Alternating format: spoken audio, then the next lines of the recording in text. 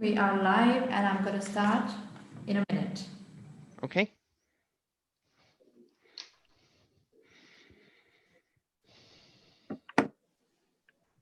All right. Hello, everyone. Good afternoon. My name is Varsha. I'm from Kalish Times. Welcome back to a New Age Finance and Accounting Summit.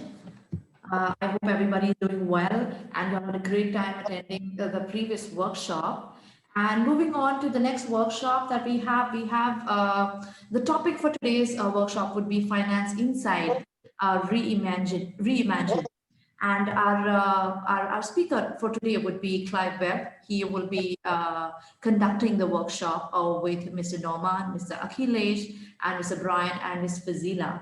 So welcome everyone. Thank you for taking your time and coming and speaking on such an informative session that we're going to have.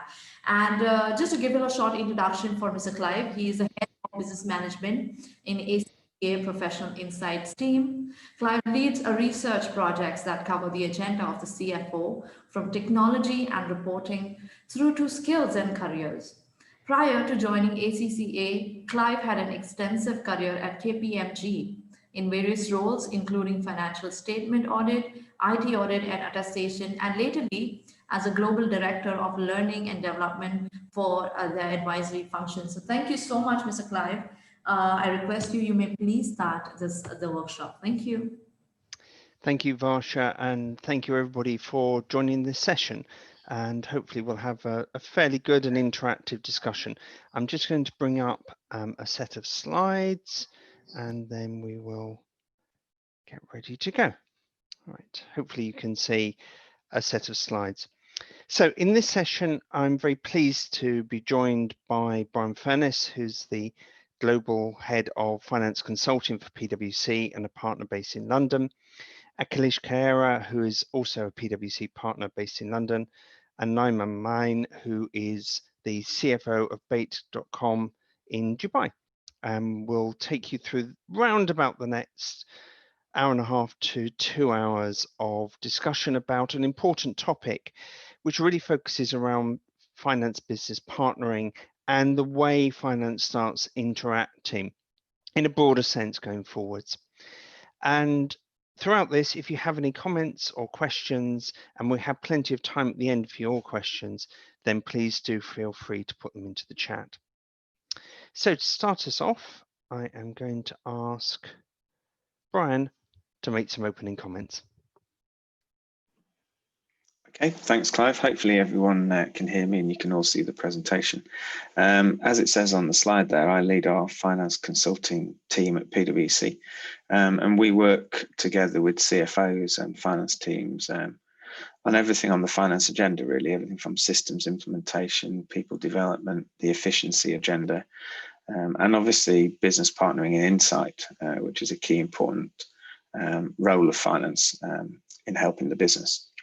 The other thing we do at PwC is we work extensively with the ACCA and their members, producing pieces of research such as this report.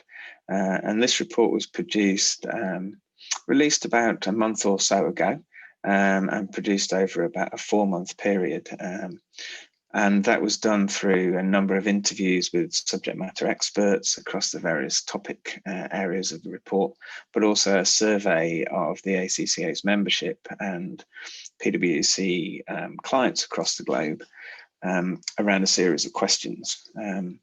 And the hypothesis within the report was the role of finance is becoming increasingly important across organizations.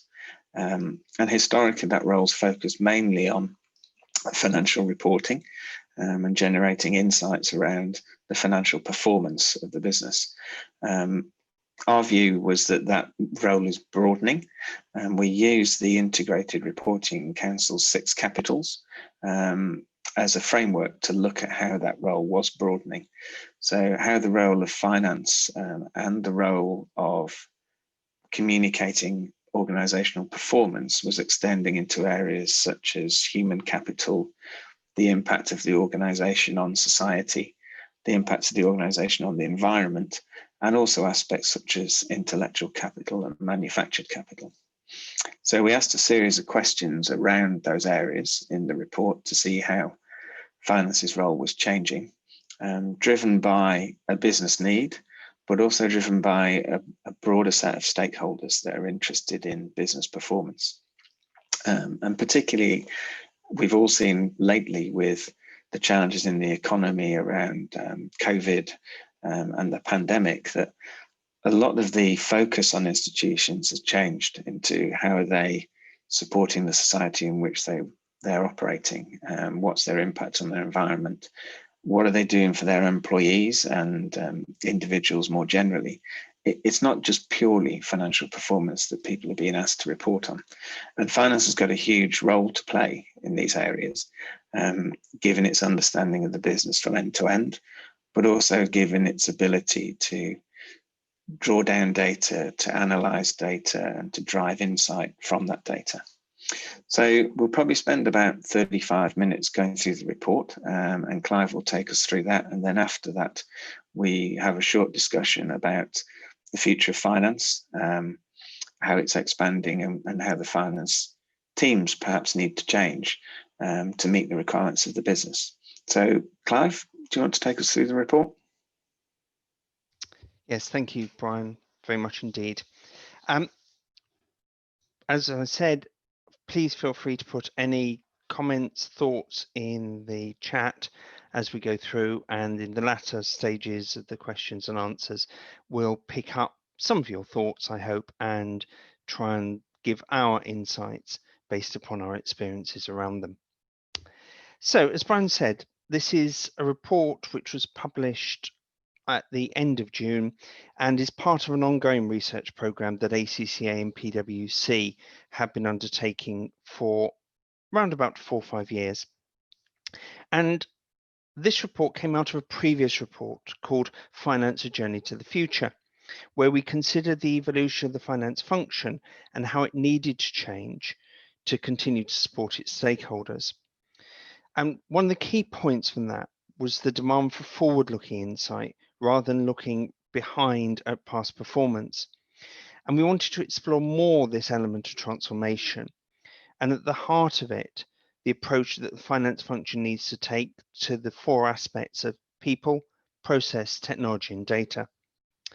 But delivering effective insights is a key business question.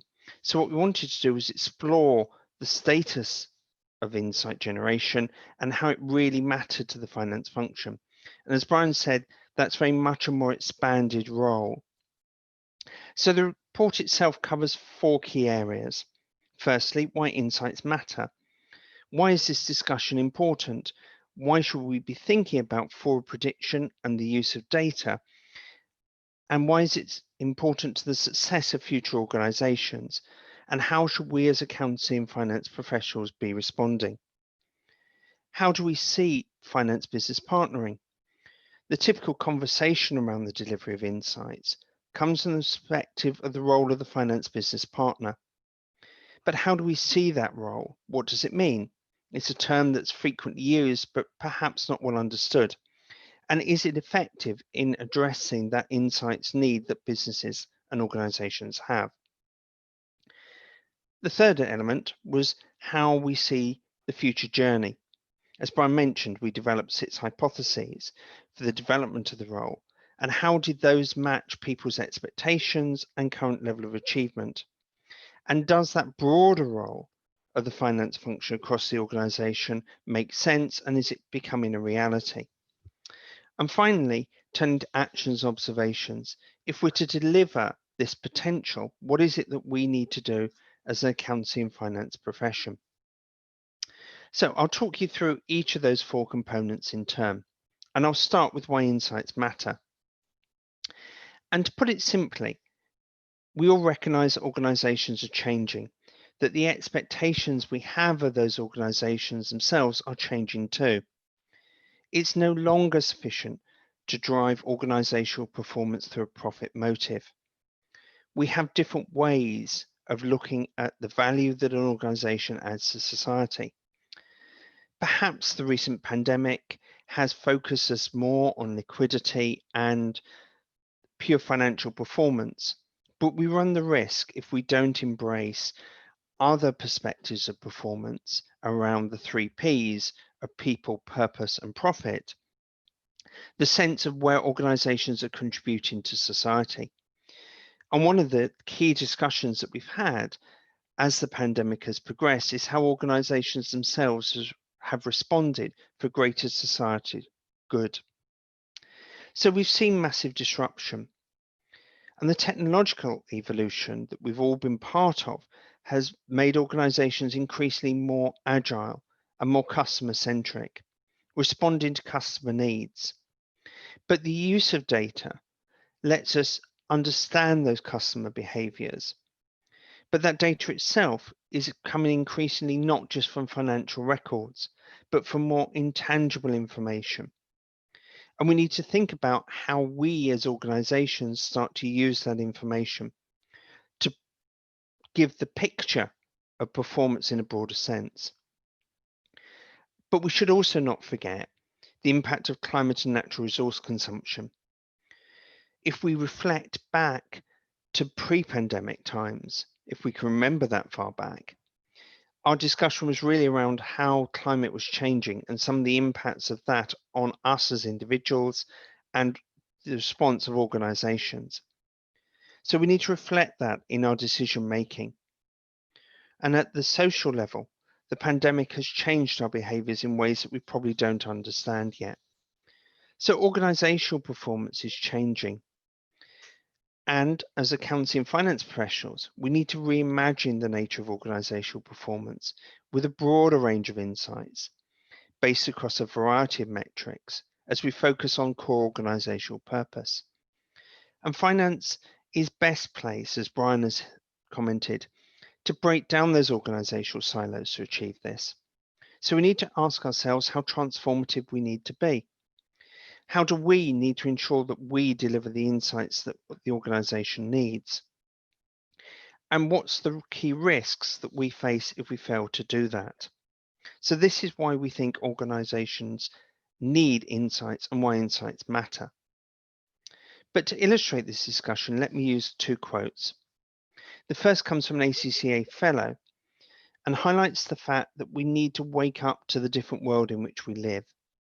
The dynamics of the way we think about the world and the way it's changed pre and post pandemic, also with the impact of climate change, means that we need to think differently about how we best serve our stakeholders in the organisation.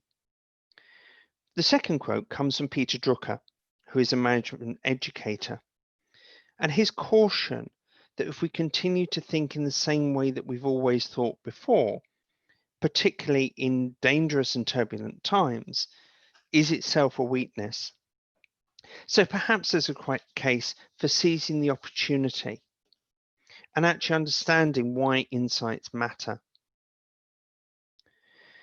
Above all, decision making has changed. As accounting and finance professionals, we need to recognise this. At the moment, we're increasingly focused on scenario planning, the uncertain future. But no longer do we have the time to take decisions. Today's world requires agility. We need new ways to make those decisions, utilising the data available to us and appraising performance in different ways. As we've commented, organisations increasingly are becoming focused on the contribution they make to society, not only from the perspective of themselves, but also how they're judged by lenders and by capital markets. And this transcends the traditional measure of financial return that we've used for centuries. That's not to say that that financial return itself is not relevant, but rather, as consumers, stakeholders, employees, and potential employees, we evaluate organisations differently. In the report, we talk about Generation Z and its attitude to organisations about whether they actually want to buy from it, to be part of it as employees, and how it contributes to society. And investors are increasingly looking at environmental performance of organisations in considering whether they provide funds. And I'm reminded of a LinkedIn post that I saw the other day, which highlighted one of the major global financial institutions very firmly putting a pole in the ground and saying, we will lend to people who are ethically sound and we value climate change. So if we don't cascade this into our decision making, then we fail to appraise ourselves in the way that we are being appraised by others. We need a broader canvas. And this is the heart of organisational purpose. And this fast-moving world requires lead indicators, not lags. We gain little value if we look in the rearview mirror of the organisation. That narrow mirror, if we think about driving the car, that's told us what we have passed and potentially what's coming up behind us. But the windscreen tells us opportunities and risks that we face ahead, the immediate horizon. And our ability to foresee and take action is essential in today's modern business world, where winners and losers are made in an instant. Not knowing your customer and anticipating their responses and how they will change impacts not only us as an organization, but those in our supply chains. And we've probably recently understood even more critically how these global supply chains really work. So insight matters because performance matters. And the broader agenda to stay ahead of the game. We need to move performance and move our performance agenda in ways that really adds insight. So in our research, what we wanted to do was understand how we might do this. And this revolved around the traditional role of the finance business partner, who's the conduit between the finance team and the business. And in the world of insight, of scenario planning, of decision making, this role becomes ever more important. Much has been written about the role, and to some extent, the term financial business partner is confusing, and finance business partners are not the only business partners in any organization. So what do we think the role is as accounting and finance professionals, and how effective do we see that role? That was our key question. But we wanted to start by stepping one stage back, and I refer to our previous research about the changing role of the finance function. So let's, for a moment, focus on that context. And this diagram comes from PwC. And what it highlights is three core roles for the finance function. So to the bottom right, we have transactional efficiency through simplified and standardized processes, often using cloud-based solutions and automation to capture data in as clean, efficient, effective, cost-effective, and reliable a manner as possible. We also need to recognize the importance of compliance and control. They are core to the finance function. So how do we balance sustainable costs without constraining the business? And that sense of risk management and compliance, of good governance, is not going away, and it remains important. However, these two elements underpin that insight generation, because increasingly both of those can be automated. Both of those can use vast arrays of data sources to actually help us address the top of the pyramid, which is how the finance function can add value through active collaboration and cooperation with other parts of the organization. And I'm sure it's a topic that Brian will come back to a little bit later on, about the role of finance not just sitting in its silo, but actually operating throughout the organization as a source of collective glue. So let's explore the role of the finance business partner. Now, for many, the role has been seen essentially as one that is reactive in nature. Data was collected through systems and processes, which in turn develop reports. And these were provided to stakeholders with perhaps a degree of analysis. This tended to look at historic performance and was often reactive to the needs of the stakeholder. There are examples of swathes of reports that finance has kept producing, never to be needed again. And in some organizations, some of those reach 90% of reports that were never touched by stakeholders once they'd initially been produced. And all too often, finance teams are simply asked to add another report to that lexicon in case we ever need it again, not recognizing the alignment to strategy and purpose. And the role of the finance business partners was in essence to deliver those reports. In the agile world, we need to step beyond that into the zone of opportunity, represented by the 3 right-hand boxes on the screen, where we are proactively addressing the needs of the organization, taking the analysis and modeling the trends and the future to develop insight. And these insights in turn lead to decisions that drive actions. And the truly proactive and trusted business partner is somebody who is part of the decision-making process and does not stand back and simply provides the data. Their thoughts are highly valued and respected. Their opinions are sought out. And they are trusted to monitor and evaluate the implementation of the decision-making process. So if that's our thoughts about the role of the finance business partner, how does that measure against the reality that we see? And as Brian mentioned, ACCA and PwC together conducted a survey which had about 3,200 respondents, including some from our partner Shared Services Forum in India. The first statistic that you see on screen is a global statistic that 55% of the respondents saw that finance business partners were proactive. In the Middle East, that number was 54%.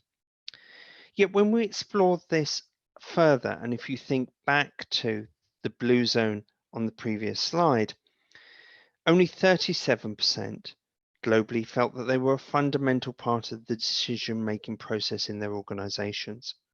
So they were really driving the actions and really supporting decision-making. In the Middle East, that was 34%. So we're perhaps suggesting that we're not fulfilling that vision as much as we perhaps think we are. But we do see collectively a demand for more finance business partners. And 48% of the respondents, both in the Middle East and globally, felt that this would significantly increase in organizations in the next 3 to 5 years, the medium term. So what was preventing us from doing this? And we come back to that key barrier and something I've mentioned before in the presentation of what does the term business partner actually mean. And around about 42% of our respondents, both globally and in the Middle East, felt that there was a lack of clarity as to what the role actually does. This underlines our assertion that a lot of business partner activity is potentially more reactive than proactive. The 34% that felt that the function was too historic and not forward-thinking enough also underpin this view. Although it does suggest that quite a significant proportion of people felt that it was achieving some of that, a large number also did not know. The lack of appropriate technology to actually deliver business partnering was something that around about a third of our respondents felt was appropriate to them. And that's something else we'll return to later on in the presentation. So if we look at the overall picture of this, we see finance business partnering in a confused state, stuck in perhaps in its silo, not necessarily with invested skills, and certainly not necessarily with a technology stack that supports the use of data and the generation of insight. So that gives us space to think about what the future journey might be. And to do this, as Brian said, we constructed 2 areas of discussion. The first was about the transition of the role as expressed through SIT's hypotheses that I'll talk about in a moment.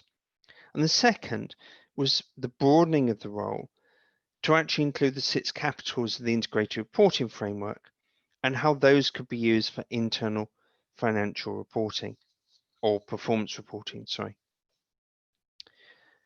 So let's look at the SIT's hypotheses that we had. And these embrace a sense of change in the delivery of insights in the organization. The first, the red box, that as we've discussed, the role becomes more strategic and relevant to decision making across the organization. Second, that the balance of the finance function itself changes back to our pyramid, and that it will become more proportionally focused on more insight generation roles rather than transactional delivery. Third, that we need to broaden the scope of our view to include those non-financial measures that evaluate and predict performance. And to do this, we use the 6 capitals of the IIRC's framework as a proxy. Fourth, to achieve this, the finance community needed a greater role in data governance so that decisions will be made based upon robust and ethically sound data. Fifth, that the traditional reactive side of the role itself will be automated through data visualization tools and so forth, leaving finance business partners as the driver of insights to become more proactive. And finally, that there's a risk that if we don't invest in the skills of the finance business partner, then we won't achieve any of the other goals. And as a reminder, if you have thoughts and observations on any of those, then please don't hesitate to put them in the chat and we can pick them up and discuss them later on. So overall, what was our response and what did our survey respondents feel was the progression of those hypotheses? If you look at this chart and focus on the red and the blue, the two bottom tiers, this tells you about the numbers that perceived the achievement of the particular hypothesis, either now or in the immediate short term. So overall, our survey respondents felt that progress was being made, that over 50% felt that both the strategic role and oversight of data were either happening or were currently planned in their organisation, with about 40% feeling that the focus across capitals was underway or planned, but this rose to about 70% in the medium term. The balance of the finance function is changing, though this is not changing as strongly, perhaps, as we would have liked to have seen. And it suggests that we're putting off the reconfiguration of the finance function to the longer term, rather than dealing with the more immediate impacts that perhaps the transition to the 3 Ps of profit, people, and performance are likely to see. And the investment in skills was perceived as a risk in the medium term, but the near 1/5 of respondents who thought that this was unlikely to occur is perhaps reassuring. But finally, the benefits of the technology investment and self-service reporting were seen very much as a longer-term achievement. Yet with the growth of data, including so-called smart data, this means it's important from the perspective of insight generation. So perhaps this doesn't sit as comfortably as we should think, and we're not using the data in the right way. So our trend is moving towards that more proactive position, though we're not necessarily investing in all the areas that we need to do so. But it's also relevant to think about what we are providing insights over.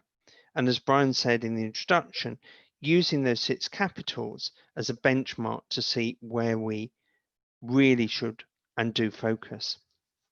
So this chart shows you our perspective of the finance function and its relationship to those capitals in the next 3 to 5 years.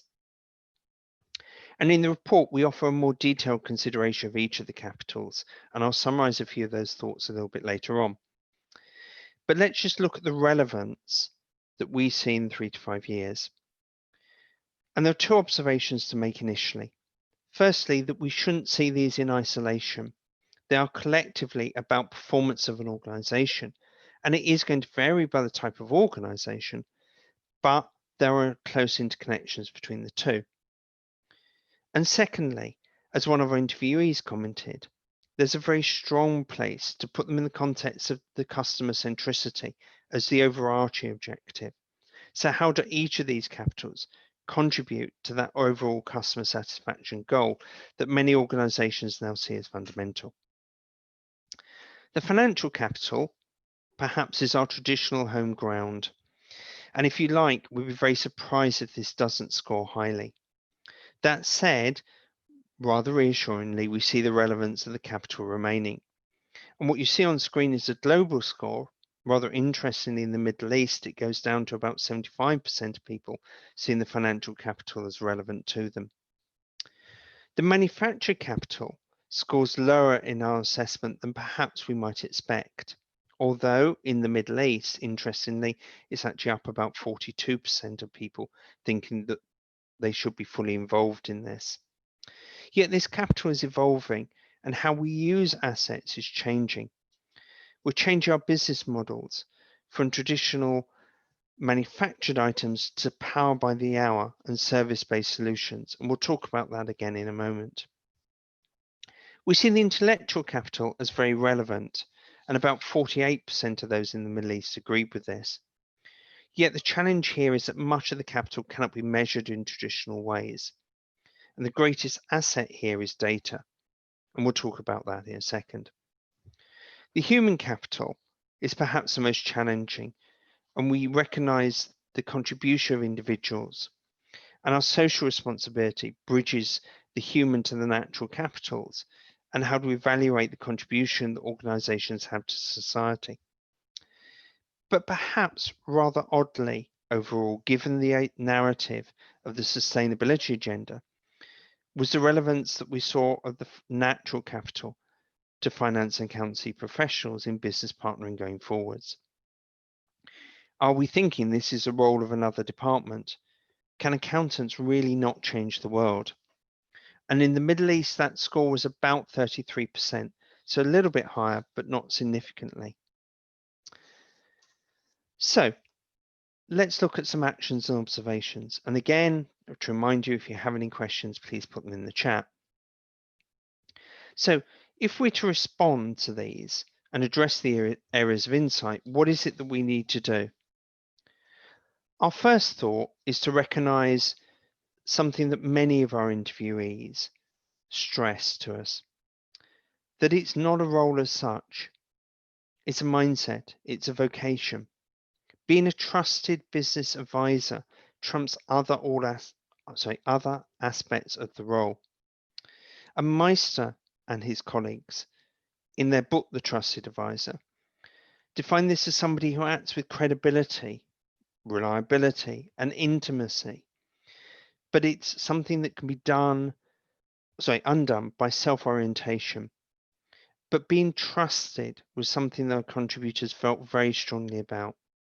And how we are trusted to have insights, to have opinions, to be able to monitor success is something that we clearly need to address in growing the next generation of finance business partners.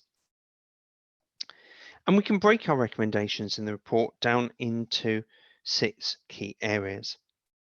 Firstly, around organizational purpose and insight. As we've said, as organizations increasingly transition to a more purpose-driven and purpose-defined role, we need to have the ability to monitor and map our relevant capitals against that, to understand how that purpose is being achieved, to move our decision-making more aligned into the overall purpose of the organization, not just about financial return. And therefore, we need a clear strategy to generate insights that supports business partnering and supports that agenda, but with very clear roles defined. We need to appraise the current finance business partner capability to address whether we are fit for purpose. We need an organizational culture that supports the development of agile insights. It needs to add value to the organization through a culture of agile decision making. We need people that have the skills to be the trusted advisor, who operate at the strategic level and are often different from other finance roles. They require unique development paths. We need to appraise the skills of the current business partners and identify opportunities to invest in their skills. We need to support innovative and creative thinking, reward ideas and appropriate action, invest in data skills for finance business partners, and create and implement career paths that reflect that ability to think broader across the organization, to network, to collaborate. We need to optimize our business processes to exploit the collection of both operational and financial data to support insight generation based across the range of capitals. We need to investigate performance management approaches that think broader than pure financial return and look at organizational purpose. Review our planning, budgeting, and forecasting cycles appropriately. We need to invest in the technology and data collection tools across the organization to maximize potential. Develop a technology strategy that includes the finance function, that delivers robust data sources and appropriate visualization. And we need to ensure that we have clean and accurate data that is the core of essential and effective insight generation, to establish appropriate governance over that data that supports insight generation and collects data not just from financial sources, but also from broader engagement with our customers, our suppliers, and the macroeconomic world around us. Many of our interviewees talked about finance business partners needing a worldview, a context in which they sat. But the report itself also talks to those 6 capitals, considering in detail the lens through which each of these needs to be applied. And perhaps I should highlight a few of the discussion points around those. There's far more detail in the report. But financial capital, whilst we're comfortable with that traditional basis through which we appraise financial performance, we need to start thinking about the changes in the capital markets, the importance of different funding models, the environmental impact of some of our decisions as it impacts financial capital, and how do we appraise decisions in the light of that. In the manufactured capital, we have a sense of the use of assets, but increasingly business models are changing from production, where physical asset is created, to a service model, where optimized use of the asset generates the revenue stream. Smart factories collect data from equipment to predict maintenance. So-called powered by the hour technologies are changing the use of this capital. Intellectual capital. Whilst we may be used to the debate around intangible assets and balance sheet valuations, the use of data to derive that value is increasing. The data is often lent by the consumer rather than purchased. How do we evaluate the relevance of that capital? In the human world, as we become increasingly more service-centric, we need human capital more and more. The realization that the human needs to be a key part of organizations has been heightened by the pandemic. But perhaps our lesson is to integrate more human and financial sides of decision-making across the central functions of the organization. The social responsible capital is perhaps closely linked to purpose in people's minds. What does the organization add to society, and how does it deliver that? How can we integrate that in our decision making? And finally, that natural capital. Can we really leave it on the side to somebody else? Can accountancy and finance professionals really change the world? If we don't embrace this capital, then we run the risk of becoming marginalized as a function. And finally, let's turn to the skill sets that we need. We need an underpinning knowledge of accountancy and finance principles. We need detailed knowledge of the organization, its business model, how performance can be evaluated, networking outside of traditional silos to achieve it. We need a detailed knowledge of the data model that supports the business model for both financial and non-financial decision making, using structured and unstructured data, developing that worldview. We need the ability to apply techniques such as critical thinking to solve problems and developing narratives to support decision making. The ability to use analytical tools to drive insight that looks forward as well as drawing on the relevance of the past. Exploring how the evolution of the business model offers new opportunities for new data sources. But we also need the skills of influencing and leadership. We need to be that trusted advisor, demonstrating emotional intelligence, encouraging decision making, and leading to actions that we implement and monitor. So hopefully that's given you a summary of the report. There's a lot more than I can cover in a presentation, however, and I would encourage you, if you're interested, to go and download the report. And in it, there are a number of opinion pieces by PwC partners and ACCA experts on each of those capitals around that wider insights agenda. There's also a 2-page summary, and there are 3 podcasts that support a number of the themes that we've discussed. And any of this is accessible from the ACCA website and some PwC websites as well. So hopefully that's a reasonable summary of the report. And now I'm going to hand back to Brian, who's going to talk about a bit of this from the Middle East context, but also some views as well. Brian, over to you. Thanks, Clive. Yeah, just to build on some of the points you mentioned there, I think I would encourage people, you know, if they have an interest in this field, to actually look at the report. But a couple of other things that add, I guess, to the persuasiveness of the report are around what we see from CEOs and what we see in terms of some of our benchmarking of finance teams across the globe. So every 18 months or so, PwC produces a finance benchmark report, which looks at how finance teams are performing and how they're rising to the challenge, I guess, that their businesses and CEOs are putting at their door. And that ties into our annual CEO survey, which has just recently been published. So I'd encourage you all to look at those as well.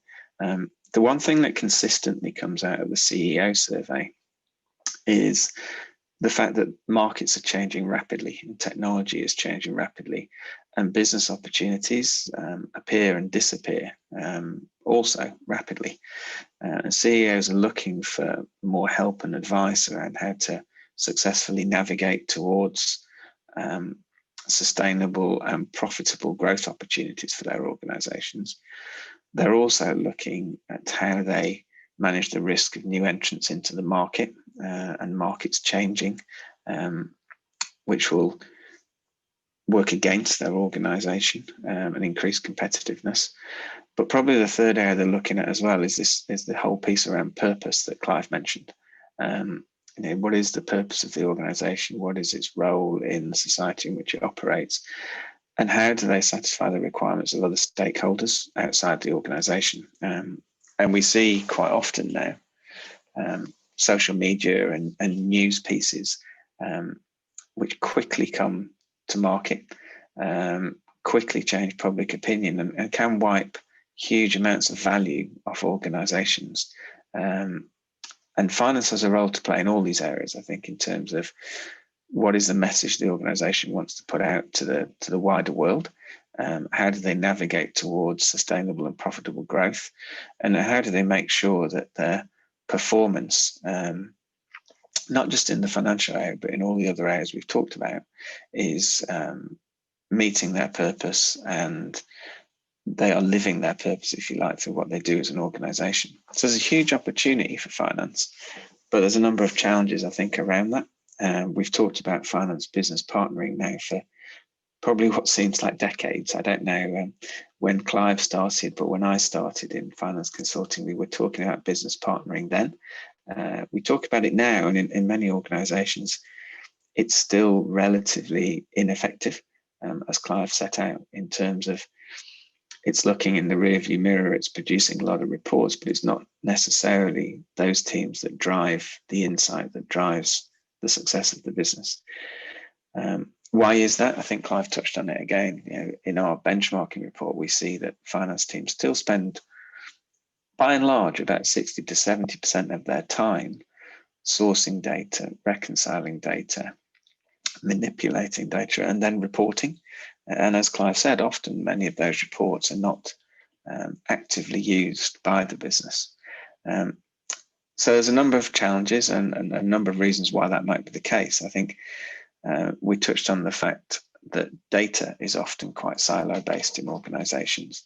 And often it's not very well governed across organizations. We also touched upon the people point, that many finance business partnering teams perhaps don't necessarily have the skill sets required or the understanding of the business required to meet their CEO's expectations. Fragmented systems is also a challenge, particularly for globally active organizations when they're trying to pull insights together for cross-border business.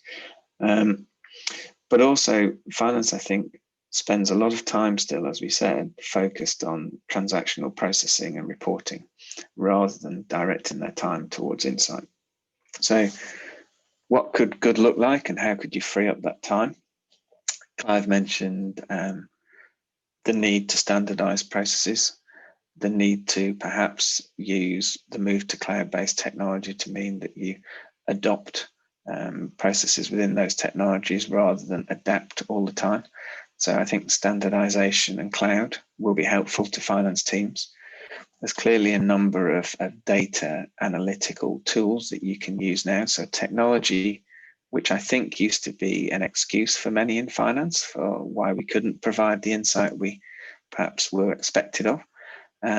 Technology isn't probably a barrier anymore. It's possibly now people that are a bigger barrier in terms of both culture and training and the way in which they operate. So I think investing in standardizing processes, investing in new technology, but also investing in your people are three important ways that you can make your business partnering teams more effective. And I think finally, how do those teams operate? Clive mentioned the organizational model. Quite often they operate somewhat in a silo in an organization. I think there's definitely a need now to operate more collaboratively across that organization, end to end, rather than finance, risk, operations, procurement, producing information. They need to focus on the end state, which is the customer and the value that the organization adds to the customer and their role within that, which I think means there needs to be greater collaboration across the organization, but also greater collaboration with others outside the organization to drive insight, whether those parties have data or they have particular skill sets.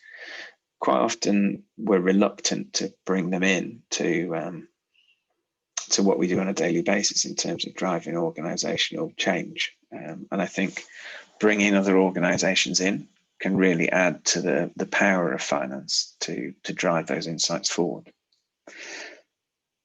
The danger, I think, for finance teams comes out in a report the ACCA produced a couple of years ago now, which was called The Race for Relevance, which basically challenged the fact that how do finance professionals and finance teams stay relevant in the modern day? And I think the way to stay relevant is to respond to those challenges in the CEO survey, to reflect on what things like the benchmarking survey tell us around where we spend our time and how we're constructed as finance teams, and to pick up on the points that Clive raised about skill sets, culture, and behaviours. If finance can push into the areas that we've talked about, you and your finance teams will be very successful and relevant in organisations. I think when finance teams don't push into those areas, they become less relevant and others fill the vacuum across the organisation. So for the success of your own teams, I think it's important to rise to the challenge around business partnering and everything Clive has set out. But on that note, probably worth now bringing in Akhilesh. It's one of my colleagues in London who has worked for our firm for many years in the Middle East. I'll let you introduce yourself, Akhilesh. But the question I kind of had for you was, as a non-finance person, as a business and strategy person, how do you see the expectations of CEOs and businesses developing, and how do you see finance rising to those challenges? And maybe how you see them possibly using technology to do that in the future. So Akhilesh, over to you. Thanks, Brian. Very broad question, I must say. So guys, just to introduce myself, my name is Akhilesh Khera. I'm a partner in our banking capital markets consulting team based in London. I focus on technology and operational improvement, tech implementations, things like post-merger integrations, M&A and transactions. I've spent more than 15 years now with PwC, and I've worked extensively in the Middle East as well, based out of Dubai, and I've worked across the GCC and the broader MENA region as well. So the question in terms of what is the expectations of the CEOs and businesses from finance function, a lot of this has been touched in the presentation already, and Brian articulated it as well from the expectations from finance business partners. But from where I sit and the work that we've done, I see that across three layers.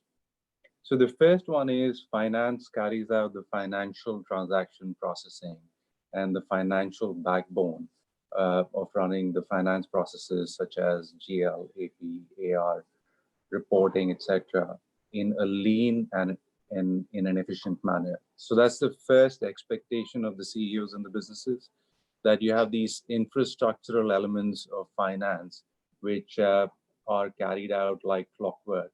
And there's not a lot of management time or focus that should be given to these structural elements as such. Rules and governance should be set up appropriately, and it should just work on autopilot. Right? So that's the first expectation from finance. So the second expectation from finance, and that's the next level, as I see it, is to manage cash, liquidity, financing elements of the business, as well as while balancing any kind of regulatory requirements that there might be. So businesses expect finance to steer cash, liquidity, financing agenda of the in a more cost-effective manner. At the same time, managing the regulatory expectations of ICAP, ILAB, Basel, etc., and working through the regulatory covenants. Now, the third element and the third expectation from finance, and this is where more and more focus is being provided nowadays, is for the CFO to almost be a co-pilot to the CEO, and for finance business partners to work like a co-pilot with their business counterparts. This is where insights come in, and this is where the big role of finance business partner, which was being articulated earlier, also comes through. The requirement is to focus on business-related elements, such as margin improvement, profitability enhancement, costs, risk-based decision-making, etc. COVID-19 has led to many new risk scenarios as well. So looking at different risk scenarios and how will they get managed and what impact will they have on business and business decisions as such. The idea is to carry out business analytics, carry out segmental performance reporting, help the business in terms of predictive performance, decision-making, and these are all supposed to be insight-backed. This is where CAOs and businesses want their finance business partners and CFOs to be spending most of their time. Now, each one of these, of course, require a technology underpin. The first layer of being the essentially carrying out the finance infrastructure elements should have your basic standard specified infrastructure tech elements like the ERPs, the core systems, GL should all be there. For analytics, this is where the interesting elements come through, where you'd want your data back predictive performance elements to come through. Your technology is needed, and that's where the expectations of the CFOs also come in. There's a lot of focus now being provided to things like treasury. So organizations which are global in nature would need to bring in the talent pool for that can work across the globe, cash pooling requirements across the globe, capability in treasury. So technology is needed over there. The third element in terms of regulatory, the standard technologies around reporting, etc., should come in. So that's the way I see it, Brian, across those three levels is where the expectations of the chief execs coming in towards their CFOs and finance business partners. Right? Thanks, Akhilesh. If I was to ask you one more question, and this might be a surprise question, but I'll ask it anyway. It is, from your experience of talking to CEOs and board members, do you think finance teams are generally succeeding in rising to that challenge? So finance teams from my banking clients and the folks that I work with, typically they are rising to the challenge, especially around the first two layers, building up the basic infrastructure of finance, the reporting, the regulatory covenants, etc. I think there is more emphasis being placed nowadays on the finance teams, raising to the challenge of being supportive in decision making, being the right hand persons of the CEOs, building elements such as predictive performance, etc. So that's where more and more focus is coming through. You'd want more out of the finance function, and the CEOs expect more out of the finance function in that area. I guess you also articulated that there is a big challenge and burden in terms of technology, in terms of how the tech setup is there, data being fragmented across the organization. And those are the challenges which the finance function also grapples with. But yes, at least in the first two domains, banks and CFOs and banks are rising to the challenge. The third element in terms of being the co-pilot to the CEO, that's where the challenge lies nowadays. Okay, thanks, Akhilesh. And I guess just from our benchmarking, which is cross-industry, I think the message that comes out of that is finance is often rising to the challenge. I think generally speaking, the finance teams which appear to be most efficient, most effective, and providing most insight tend to be in industries like retail, I think. And they're providing cross-business insight, or they're involved in that rather than just purely providing insight around financial performance. So retail is often held out to be a good sector in terms of how the finance teams have performed and developed. I think financial services is getting there. Obviously, there's more focus perhaps on regulation, as you said, Akhilesh, and the control aspect of that pyramid that Clive showed you earlier.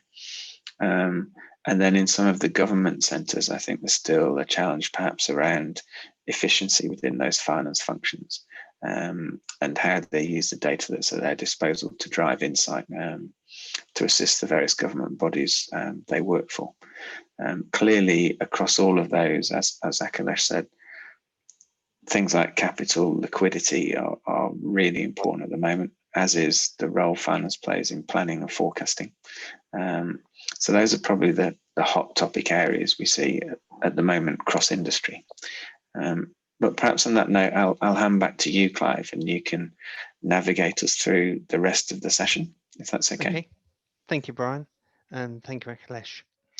Okay, so in the rest of the session, what we're going to do is pick up some of the themes of the report and debate them amongst the four of us. And if I can start with a question for Naiman, if I may.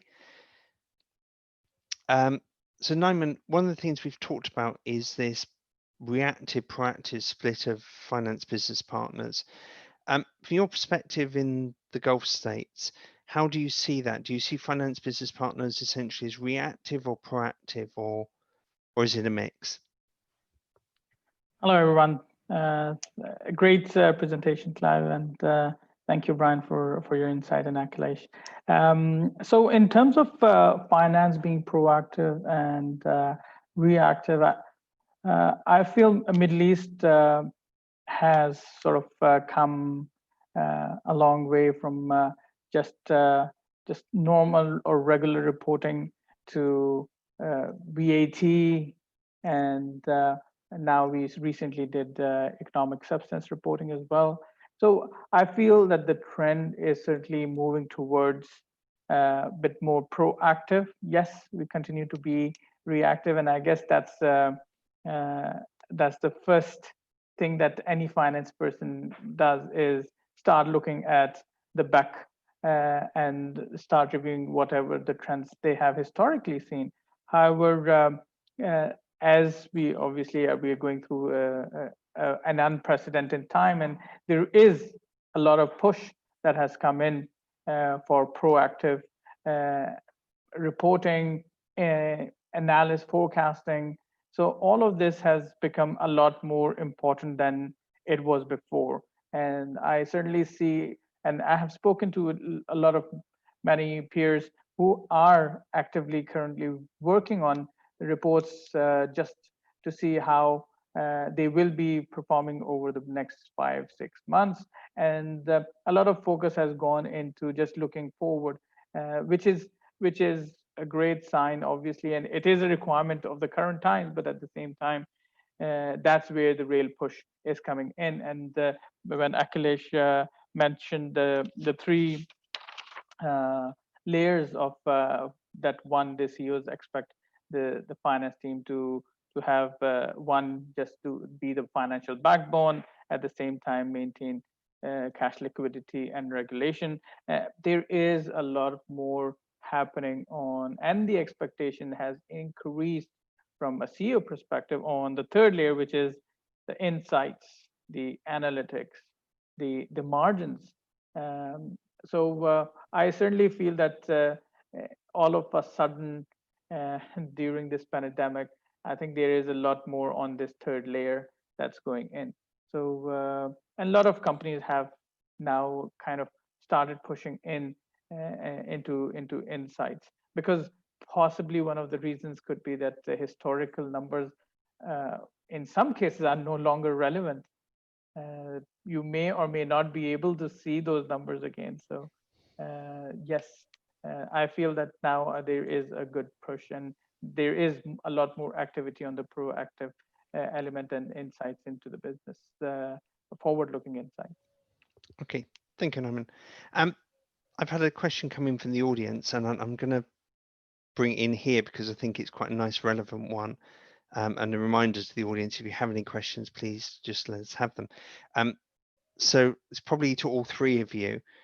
A lot of companies consider the accounts team as a support team because people's mindset across other departments, there's a lot of data inconsistency and process deviation in the organization.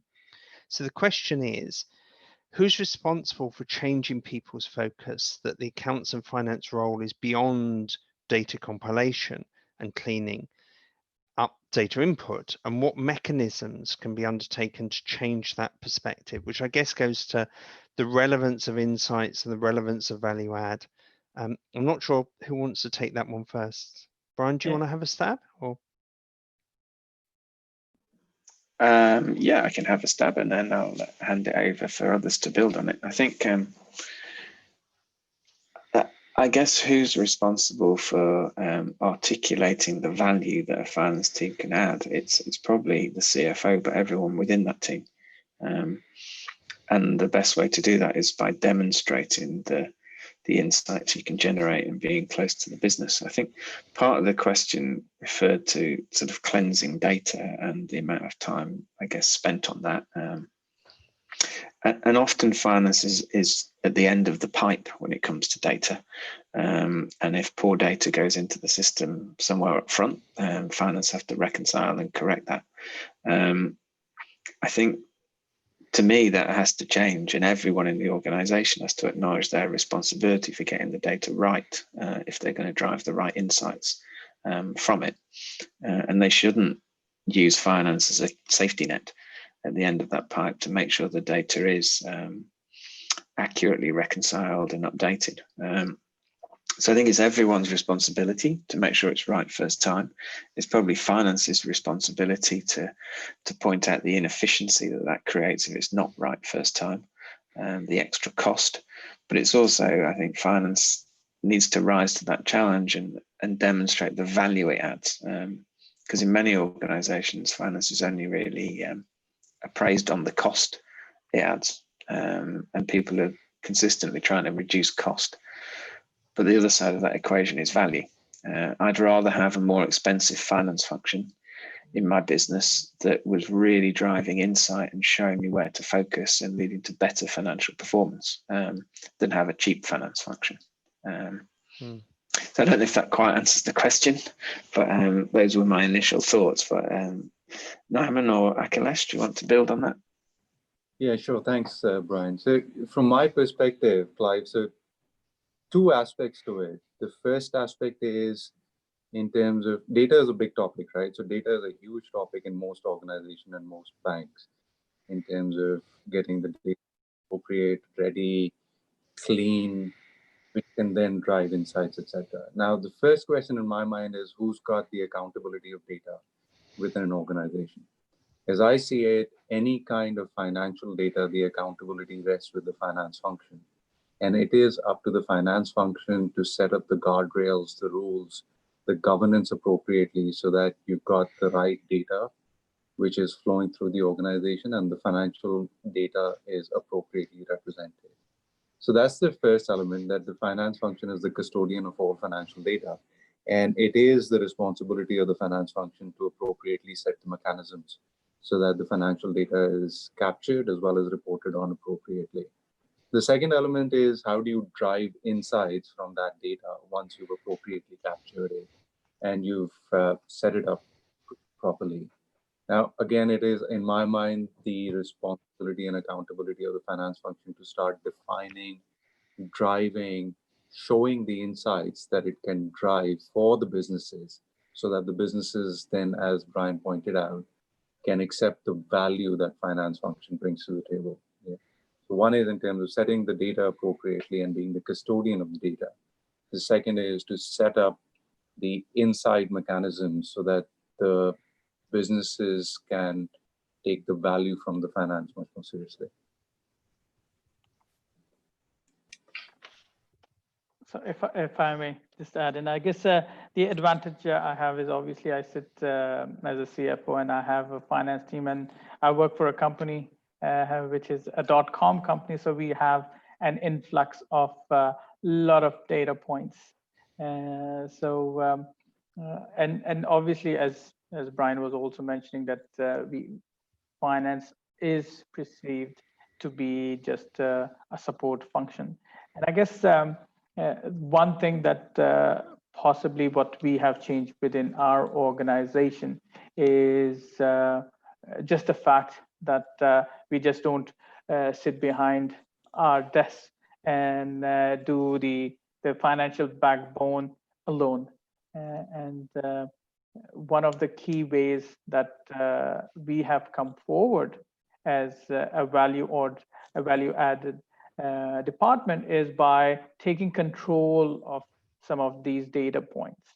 And as Brian and Akhilesh was mentioning as well, that all of once that insight flows into the organization, that's when everybody starts feeling that yes, there is a value add. Yes, there is more to it in these numbers than just perceived by individual department. Because the challenge with different departments and their numbers is, one, as we picked up, that they may not be correctly captured.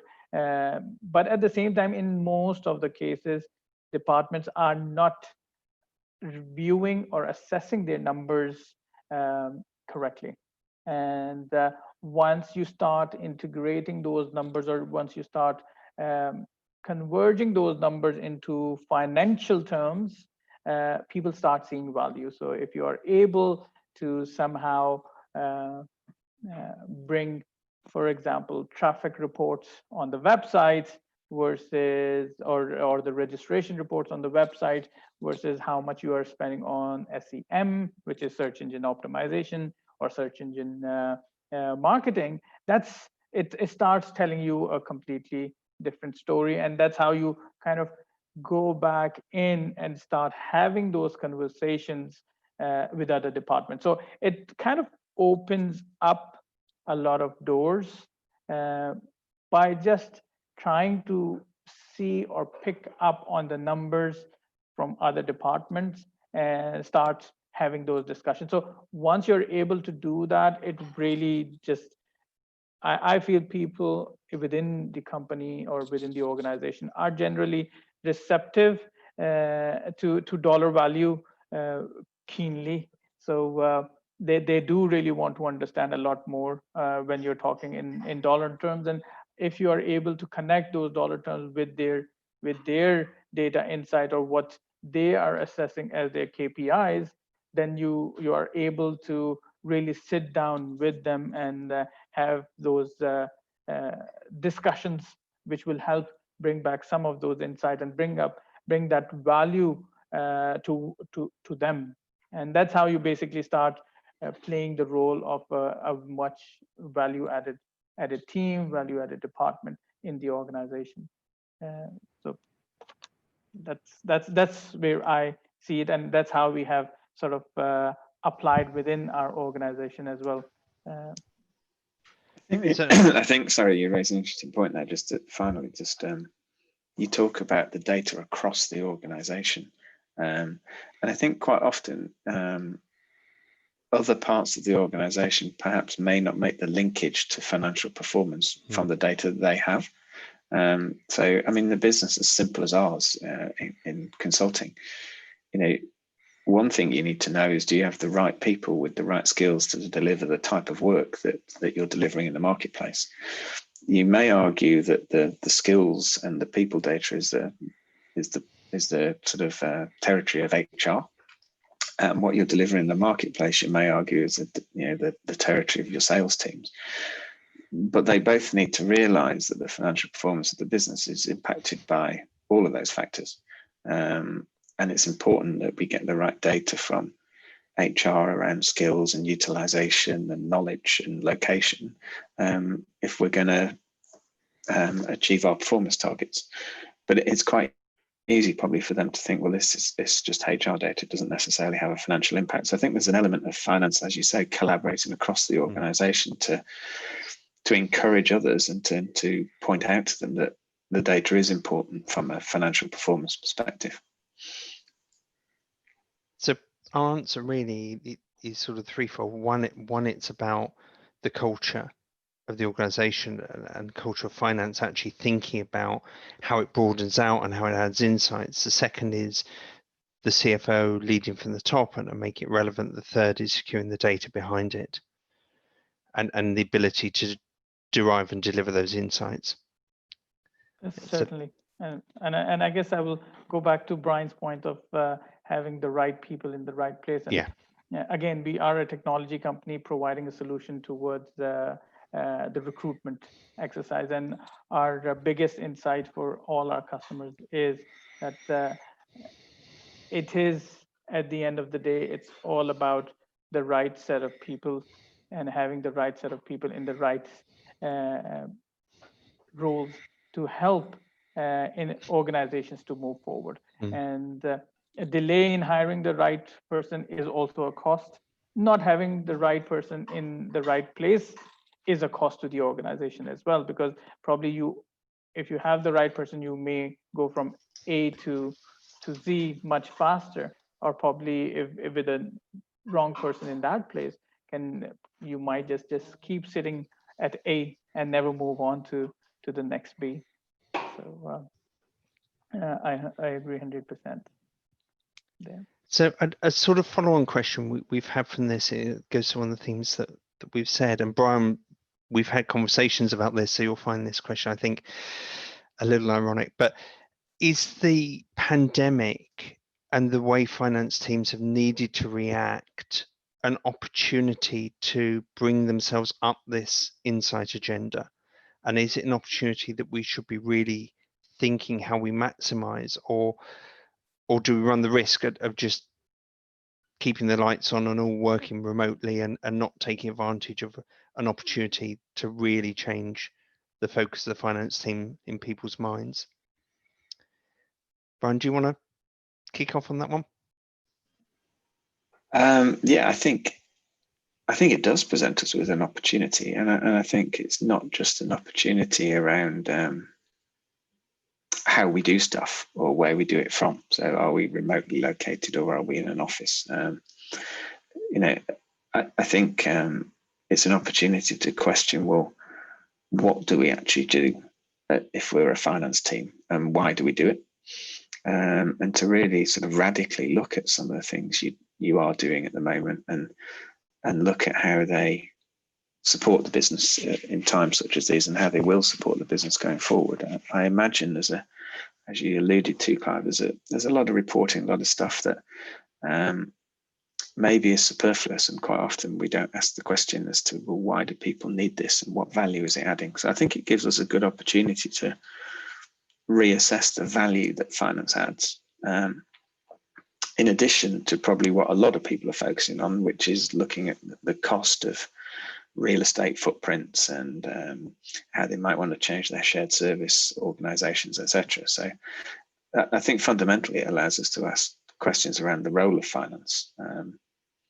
most organisations we talk to have fared reasonably well at this time in terms of their finance teams have been able to continue operating.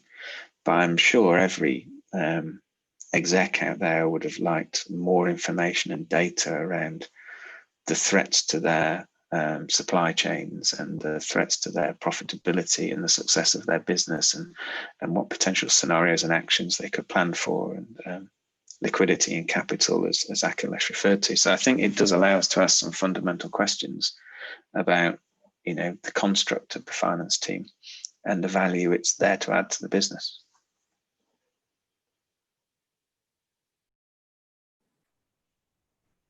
So if I can add to that, Clive, I think so. Most of the chief execs and the CFOs that I've spoken to during the pandemic, there's also a growing realization that over the last 3, 4, 5 months, there has been many more demands placed on the finance function than they were perhaps earlier. The expectation that was in terms of keep the lights on, get the reporting, etc., going on, that is certainly not gone away. That's been there. On top of it, there has been additional demand in terms of risk-based planning, scenarios, looking at how do you take cost out. Many CFOs have taken over the role of and torchbearers of cost management as well over the last 4 months. And there's much more, I think there's many more demands which have been placed on the finance function over the last 4 months than perhaps they were earlier. So I agree with Brian. It is perhaps a time to reflect back as well for the finance function folks to say how can they increase the value they're providing to the business, even though the expectations have, in my mind, increased. And Naman? Oh, 100%. There has obviously, everybody expects the business should run as usual, but at the same time, they have much more demands in terms of insight into the business, as well as Akhilesh said, scenario building. How do we look like 3 months from now? How does our headcount will look like in 3 months from now, and what will be the impact of us not possibly generating the top line or the expected top line?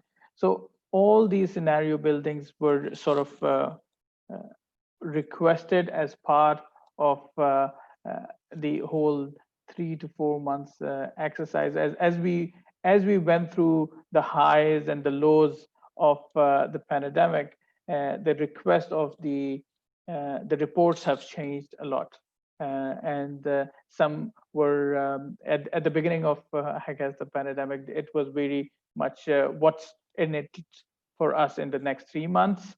Now, if you come after 3 months or so, the expectation is now moving towards a little bit a longer period, which is around 6 months to 1 year.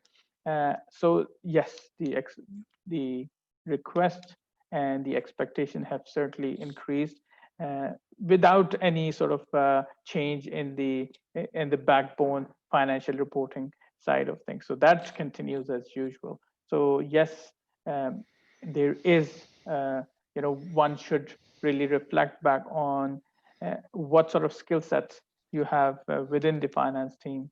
Are you able to upgrade those skill sets, or do you need some fresh blood into the team to possibly look at things differently? So these are all the things that sort of are possibly going on in a lot of finance heads' mind at the time as well. And what I have seen is obviously there is the technology piece, which now becomes more and more important, because that's possibly how you're generating or how you're reflecting the data through those technology tools. But at the same time, you're seeking out fresh ideas as well. So that either can come within the team or can possibly come through adding new roles or just finding new blood within your team to help you look into those areas. So our message really is that it has been an opportunity to finance teams to really demonstrate how they can add value. And as Akhilesh said, that the challenges on them have changed and been quite dramatic, and Norman talked about the time horizons. But it is an opportunity that realistically we should be gathering rather than losing, that there are gains to be made in this situation. Okay, I'll turn quickly to survey results and the question of the natural capital and the fact that the natural capital scores lower than any of the other capitals, yet climate change is one of the big global issues. And I guess my question is, does that surprise the three of you in that the accountant's reaction to it? And is it something that a finance community should bear in mind in their discussion about insights?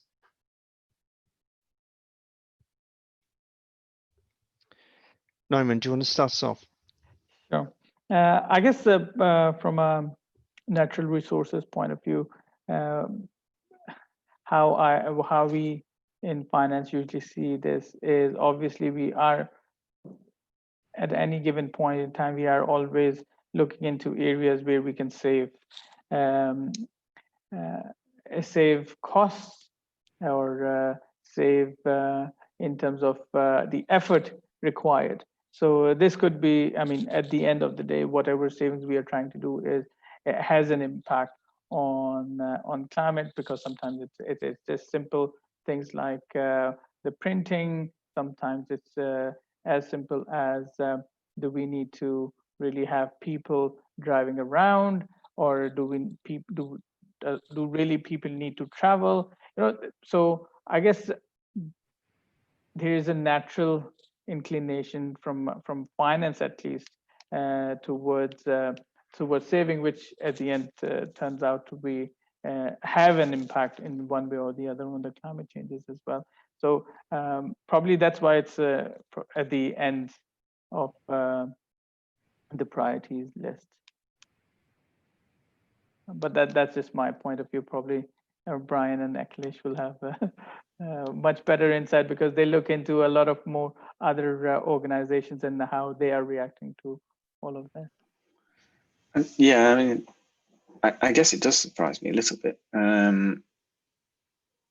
because we have been talking about the issues around climate and sustainability in the environment for many years. I think, and organisations are gradually been reporting more and required to report more. I think it will obviously become more important as legislation comes in and more reporting requirements come in of organisations to cover those aspects of their impact. I think it will also be more important, as I think you mentioned, Clive, as we get the ethical investor groups that they want to know often now what the impact of an organisation is on society or the climate or environment before investing. So I think that will drive people to focus on it more. And also, I think you mentioned, Clive, partly some of this is a business continuity and a risk issue as well around things like the sustainability of your supply chain and the viability of your supply chain. So I was a little surprised that it wasn't higher up on the level of importance, and it wasn't higher up on the levels of areas that finance were involved in. I think from talking to a lot of CFOs and their teams at the moment, one of the challenges around it is where does the data come from, and what data do you need to report, and how do you get your hands on it? Is it seen as the domain of finance, and and how can you be confident that it's giving you the right picture? I think there's still a lot of ambiguity around some of the definitions of data and how you do the reporting around environmental impacts and sustainability and climate change. But it should definitely be a huge part of your decision making when you're looking at investment decisions. For example, where you site factories, where you site your operations and your supply chain. So I was a little surprised, in short, Clive, that it wasn't more important. Akhilesh? So I would agree completely with what Brian said. Perhaps it is a bit surprising that it's not as higher up in terms of the priority list that we would perhaps expect.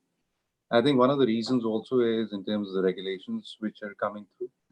More of the regulations, as I see it, are coming through in Europe, in UK, which are then followed through into the Asia and the Middle Eastern context.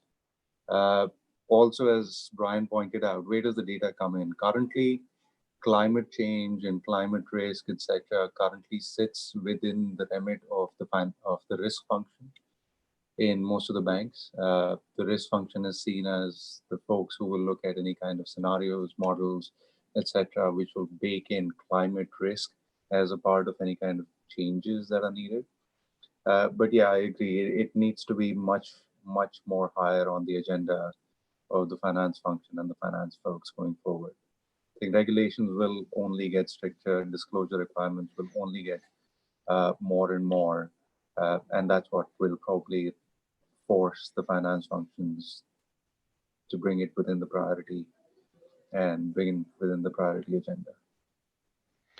So the point is, pick up some of what you said there, Akhilesh, if we leave it to the risk departments, the corporate governance departments, then we're not really focusing on the joined up thinking across the organization, which is really where we see one of the key values of finance, because it is probably one of the organizations that touches every other department in the organization itself. So we have to take an interest and we have to be relevant. Okay, just a reminder to those of you listening to us, if you have any questions, please do put them in the chat, and we will pick them up as we go. My next question sort of builds a bit on something Akhilesh said earlier on. What role does automation play in the generation of insights, and what recommendations will we have for the audience in terms of data and technology and automation in creating effective finance insights? Akhilesh, do you want to start us off? Sure. No, thanks, Clive. So as I see it, two levels of automation which are required within the finance function. The first level of automation is to get the basic infrastructure of finance humming smoothly. And this is where I've seen a lot of organizations use robotics and AI for any kind of finance processing, faster close, consolidation, transaction, GL, etc. So this is the basic level where automation is being utilized more and more to get the finance processing done on an autopilot mode so that it works like clockwork. The second level of automation, as I see it, is coming through where more and more organizations are utilizing tools for insights. Power BI is coming more and more to the fore. More and more organizations are investing in data structures and data lakes, which will help build on the Insight platform and help in decision making. So two levels of automation within the finance function, as I see it, which is getting more and more prevalent.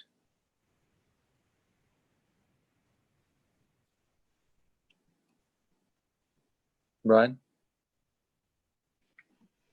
Yeah, I'd agree with that. I think one of the things I would often note is that people focus quite a lot on data and analytics as a topic, but within that they focus a lot around visualization and the presentation of reporting. And as we all know, the quality of that reporting is dependent upon the underlying data that you referred to, Akhilesh. I think to make sure you have that investment also in streamlining your processes and getting control of the core operational data within the organization is important too.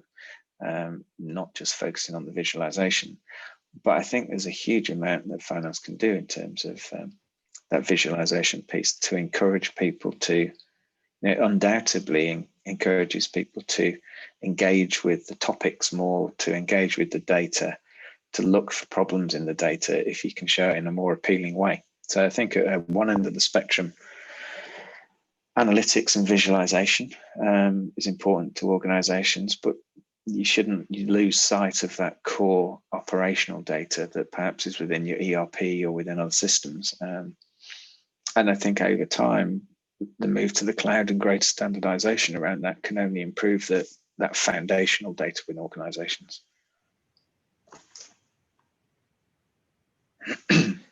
No, man. Yeah, 100%. The trend is certainly towards moving towards getting those transactional areas or the repetitive transactions, moving them to an RPA, robotic automations, process automations, and at the same time there is a push towards dashboarding, the analytics that you would like everybody to see, visualize at the same time, and possibly look at on a real-time basis. So real-time data feed becomes more and more important.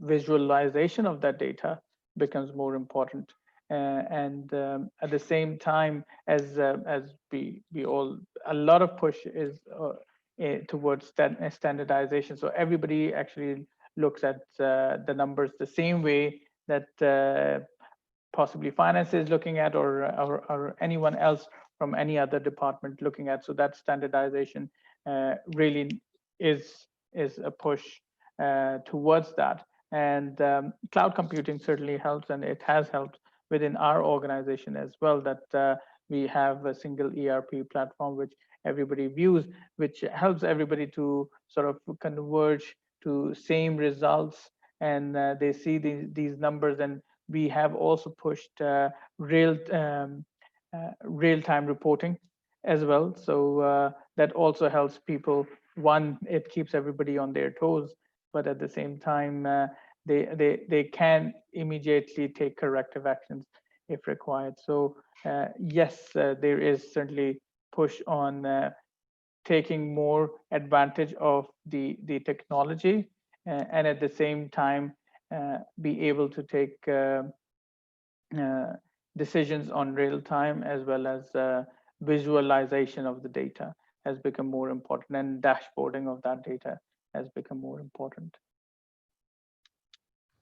So our call really is to embrace the technology agenda and to help build that more robust data sharing and data aggregation as we go through.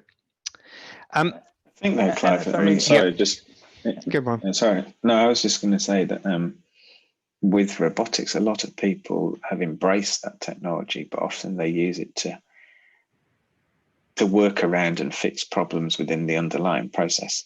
And if you were to actually deal with those core underlying problems and fix the process, maybe you wouldn't need the robotic solutions, which potentially you could argue cause greater complexity in some organizations. So I think, go back to the fundamentals. It's like the question around who's responsible for cleaning the data. I think someone asked earlier. Well, we seem to be happy to spend 5 times as much cleaning the data than we would spending getting it right at the start, which seems a bit bizarre to me. So I think focus on the underlying root causes of the problems, not just what technology you can get to plug gaps, would be some of my advice. Sorry, Nalan, you were going to say something. No, I agree 100% with that comment. And at the same time, embracing technology, I don't feel that there is a choice anymore. So it's just you have to find ways to integrate that technology within your working life, within your personal lives. And now there is no running away from it. It's just part of your everyday job, everyday business, that you embrace more and more technology, which will obviously help, one, bring in efficiency, bring in effectiveness, and at the same time bring in the required standardization that you need, or the effectiveness that you need within the organization and within your role. I know there's a statement by a lot of the implementers of RPA solutions that the one thing it can't do is fix a broken process. And to Brian's point, you need to actually work with the processes and clean the processes up first before you try and automate anything. And that's also a plea, frankly, to get your data governance sorted out as well, I suspect. Okay, so we talked a lot about barriers and the role definition of the finance business partner. What active steps should people take to define the role and create that clarity and overcome that number one barrier? Brian, do you want to kick us off?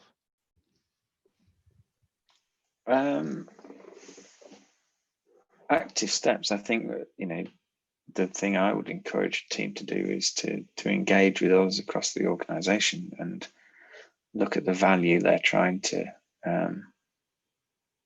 they'd like finance to generate, and focus on that value part of the equation when you're defining what you actually do in practice and where you need to invest. And I think if you're thinking about where you need to invest, yes, technology is critical going forward, and having people that understand technology is critical, but investing in those skills and the behaviors and the culture, investing in your people is also important.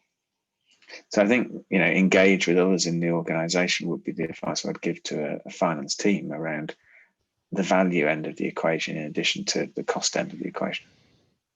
So if that question comes, effectively, there's no clear definition of what a finance business partner does. It's almost what you're saying, Brian, is established by practice and good example, rather than try to define it too closely and effectively create another silo.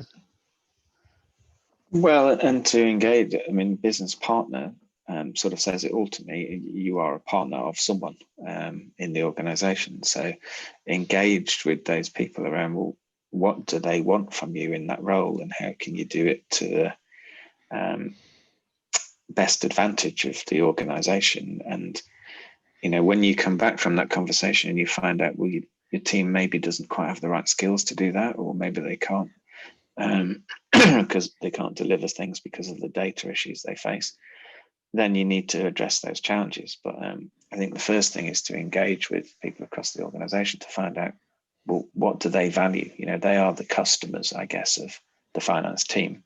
So what customer experience do they want, and what do they value from that experience?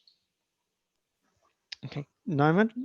Yeah, I think first thing that you need to do is break out of your own silos.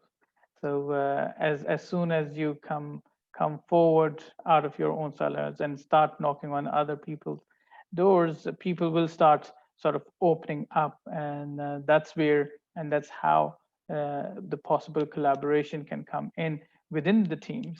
And in terms of what Brian was saying, being value added, the idea there is that, yes, if you believe that other departments are your customer and they want, and how you can fulfill their request, if you see your function similar to that, I feel that you really have opened up the team and the finance for other departments to come and collaborate. And you have already opened the door for other team members or other departments to come forward and seek assistance.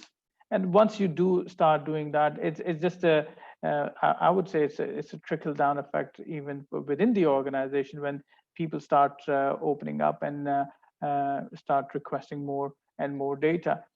Yes, data governance is possibly a big challenge, and then again, the one way to manage that is at some time someone has to bite the bullet, and I feel finance definitely sits in a good place where they can highlight the challenges that they see within the data coming from different departments, and at the same time offer the support that they can from their side to help run the data or cleanse that data in one way or the other.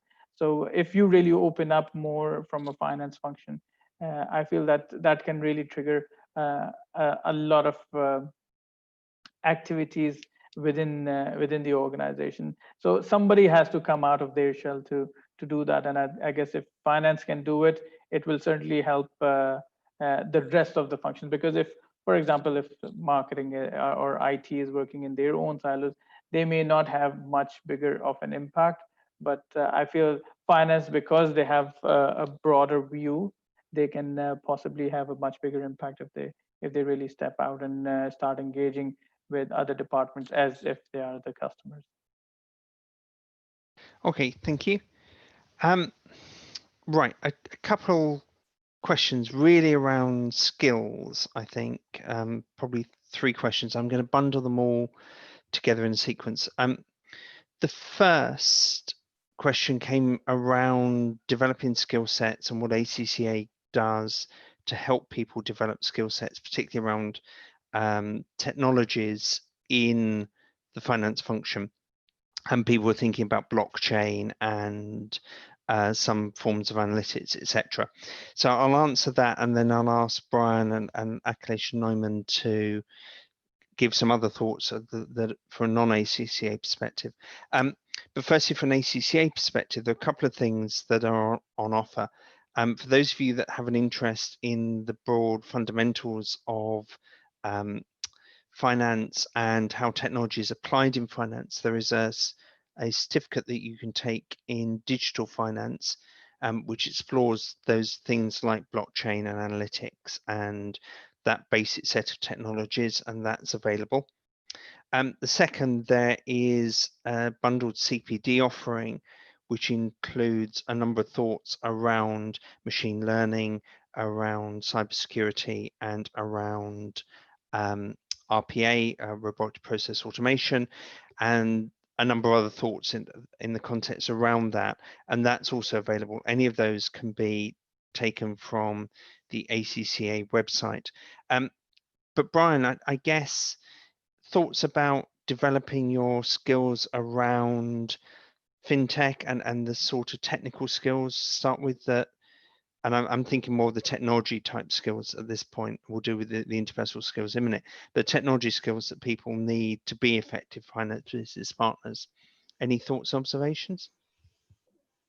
Well, I suppose one observation, and it's not perhaps a particularly useful one, but you know, there's a lot of information out there that you can use to upskill yourself. You mentioned the courses that the ACCA run. The majority of the providers of solutions run courses and have information that you can pick up on. I think there's no shortage of courses and things out there.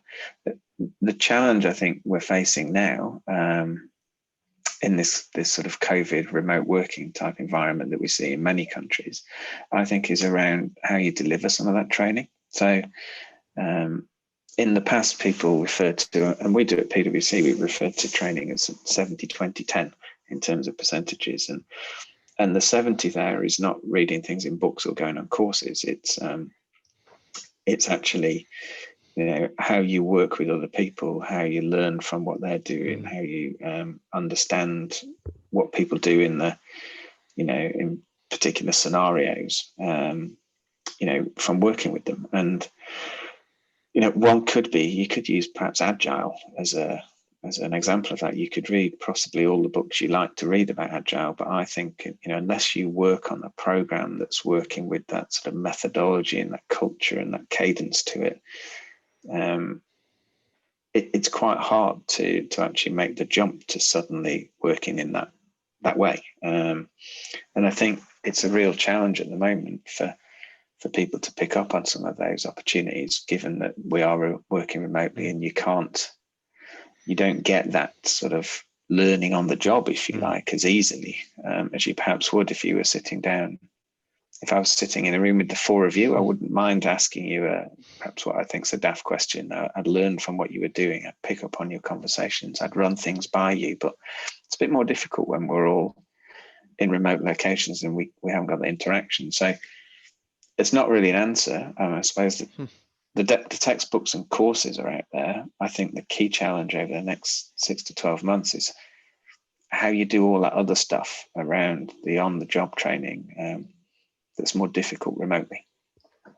And I should say both of those options are remote learning options, but I think you're right, Brian, that 70% of how we grow people, particularly we as managers in this time, we need to remember that we still have that obligation. We can't just, because we're working remotely, not do that.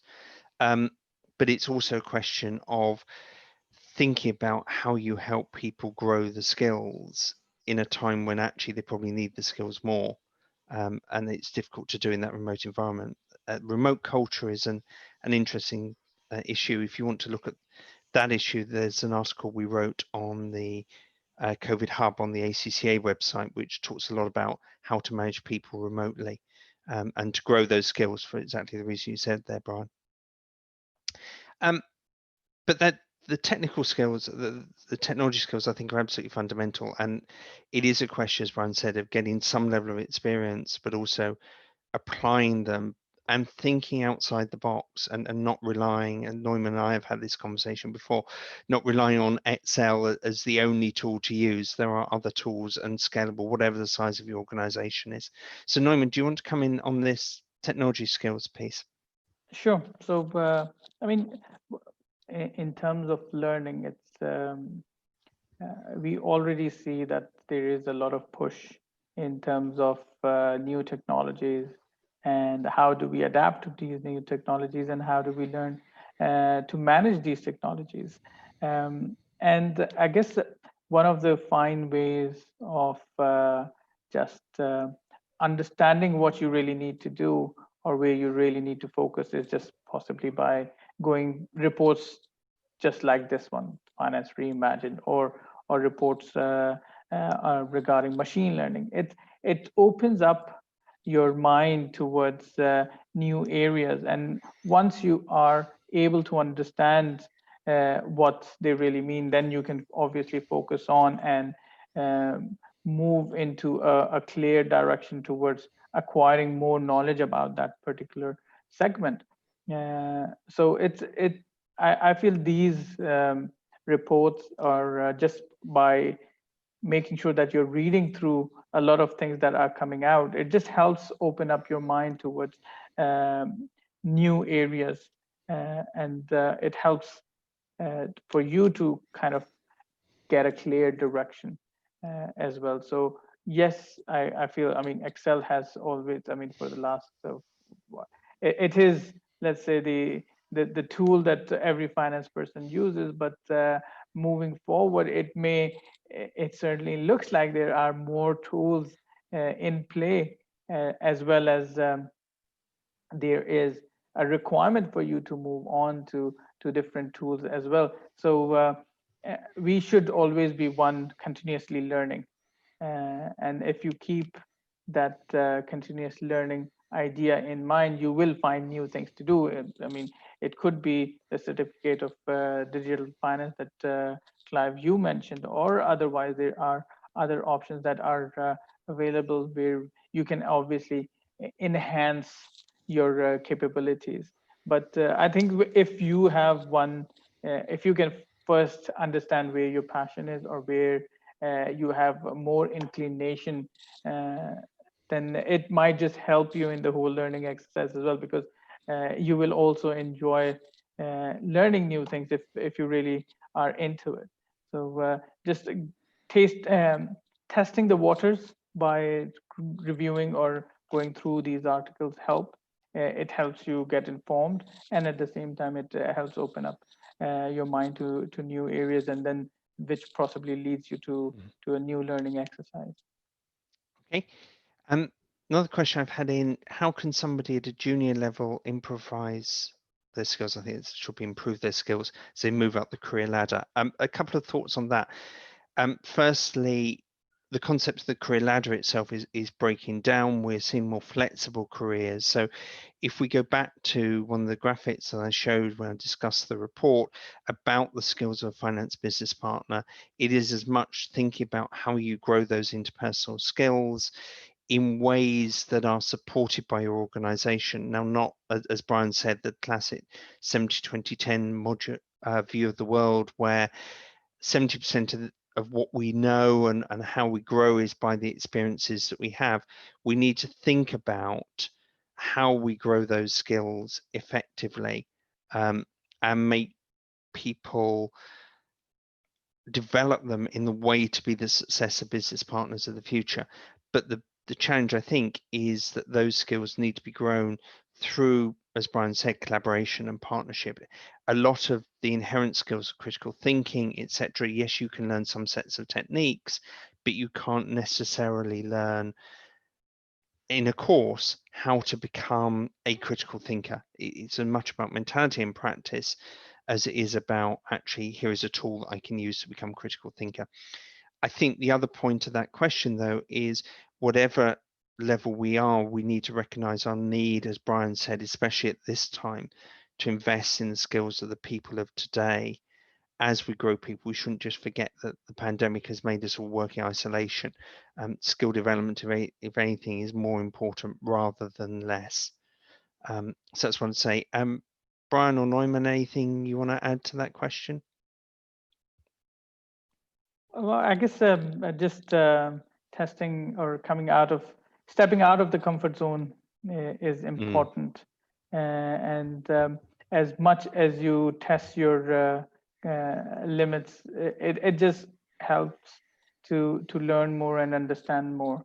So if you try and if you don't push yourself, then possibly you will stay in the same place. But if you keep continuously test your boundaries, it might just open up new areas for you as well as within your role as well.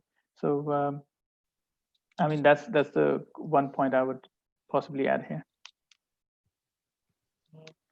Brian?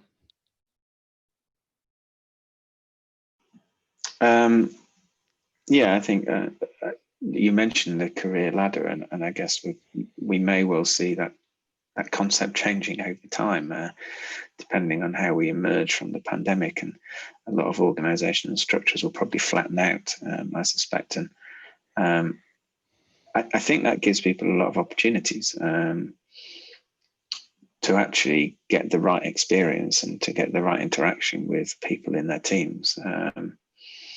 Perhaps more so sometimes than it does in the office, where maybe you could be a little bit pigeonholed into your role. But I think, the advice I would give people is to continue.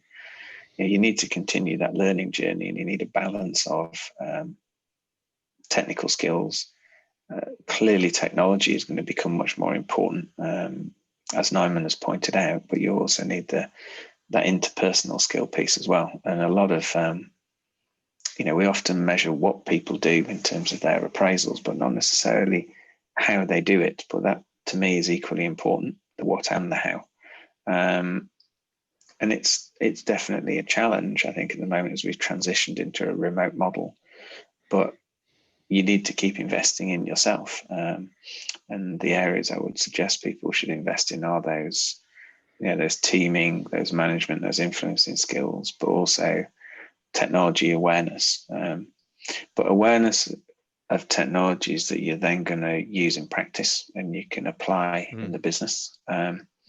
So we've got a program at PwC, the Digital Accelerator program, and it's to raise people's digital awareness and comfort with technology, those that are outside of our core technology businesses. And the first thing we did was we identified half a dozen or so technologies that we thought were going to be important to ourselves and our clients.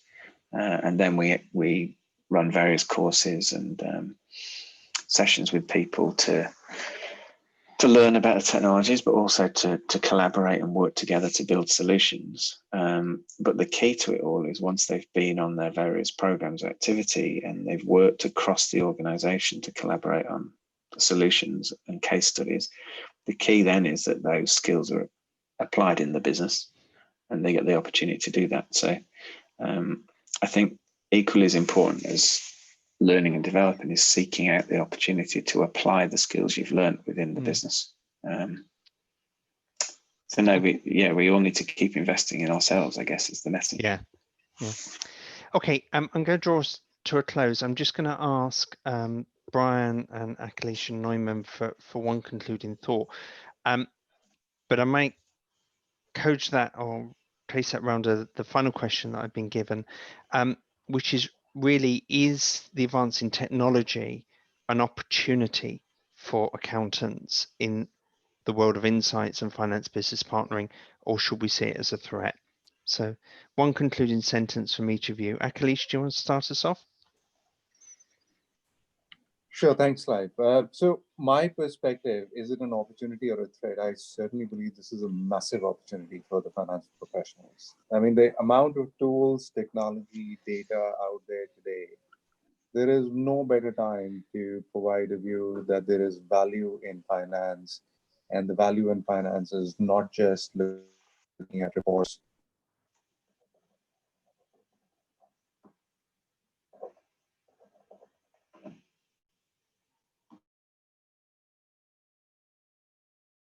Looking at reports and basic transaction processing, the value in financing, and to drive the direction, the journey of an organization. Okay. Massive opportunity. Neumann? Oh, certainly, it is a massive opportunity, and there is no point fighting against it because that's where the world is going. People want more insight. People want to learn more about their businesses, and there is a lot of data that is out there, and you want to mine that data. So unless and until you take this as an opportunity and upskill yourself and try and embrace this, I feel that if you are not doing that, you are actually becoming obsolete. So this is what is the future. Hence, if you get on this wagon now, this is the time, and this is the opportunity to take the maximum benefit out of it. So certainly a massive opportunity. And Brian?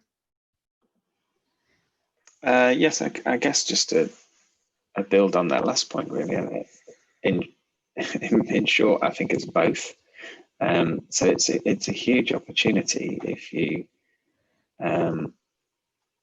you want to be part of a successful business in the future, if you want to change what you're doing, if you want finance to be more predictive and forward-looking rather than rearview mirror, as you said earlier, Clive, if you want to develop your skills, etc. But it's a threat if that's not your attitude, and if you want to continue doing what you're doing today. So I would say most of it comes down to the attitude of the individuals and the teams in terms of, as everyone's mentioned, do they embrace this and therefore seize the opportunity or not? And if you don't, then it will be a threat to the relevance of what you do within the organization going forward, as Neumann just said. So it's both. It comes down to the attitudes, I think, of the individuals and the ambition of the individuals in the team. Okay. So thank you all very much indeed. And thank you all for listening.